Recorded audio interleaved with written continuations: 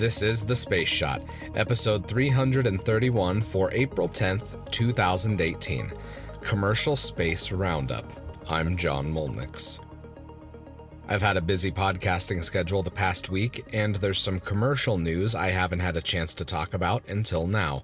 The first piece of news is that on April 5th, 2018, Virgin Galactic performed the first rocket-powered flight of Spaceship Two, the VSS Unity. At 8:02 a.m. Pacific Daylight Time, VSS Unity and VMS Eve, the White Knight II carrier aircraft, took off on what became the first powered flight test since the VSS Enterprise was lost in an accident in October of 2014. The White Knight carrier aircraft took VSS Unity to 46,500 feet and then released the spacecraft.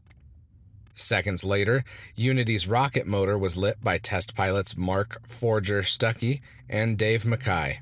The pilots angled the spacecraft into a, quote, 80-degree climb, accelerating to Mach 1.87 during the 30 seconds of rocket burn.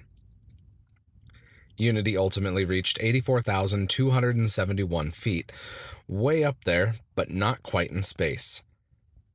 VSS Unity returned to where it took off, gliding back over the Mojave for a runway landing.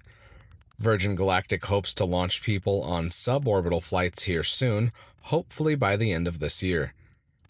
Virgin Galactic has been shooting for commercial flights for a while now, and it's looking like the company may get back on track now after the VSS Enterprise incident in 2014.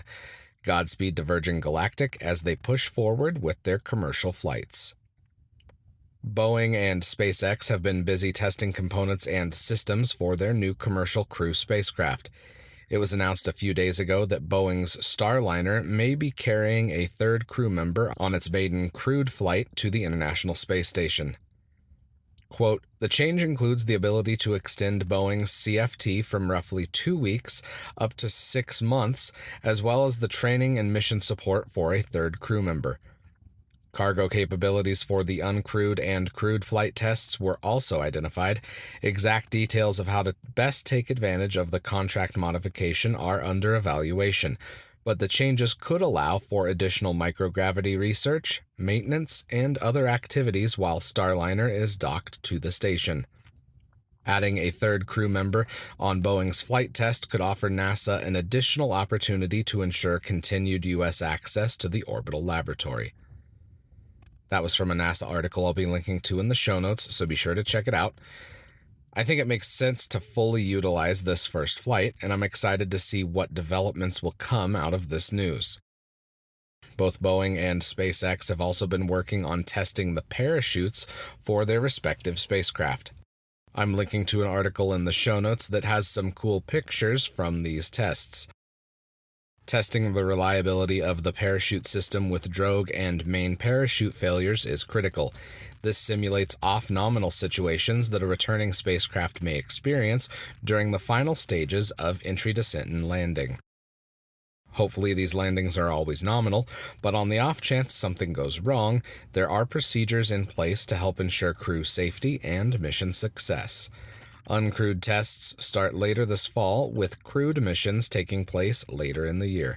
Here's to hoping that the schedules for both companies stay on track and that they don't slip into 2019. Now for a bit of history.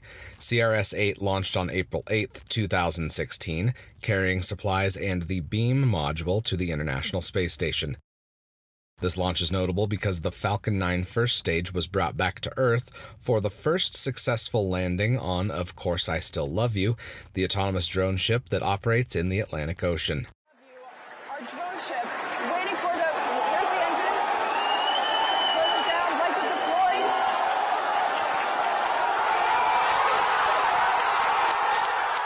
I remember watching this mission and seeing the incredible footage of the Falcon sticking the landing on Of Course I Still Love You.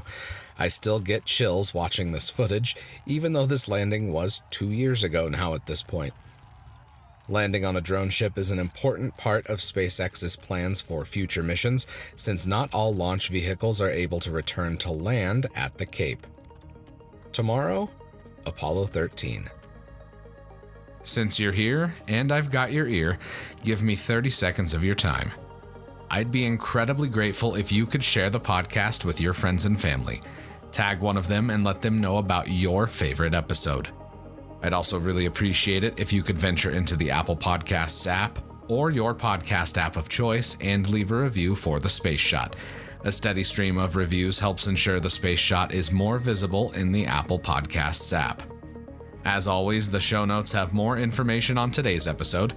You can hit me up on Instagram and Twitter. Find me at John Molnix. I'm always up to chat.